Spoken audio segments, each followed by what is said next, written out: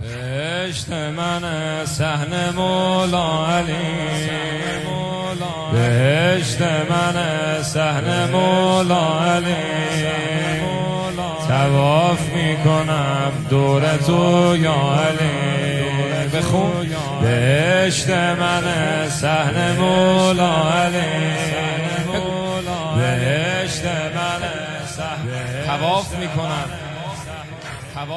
طواف میکنم دور تو یا علی. ایشالله یه روز میرسه که میگم رسیدم نجف پیش بابا علی، رسیدم نجف پیش بابا علی.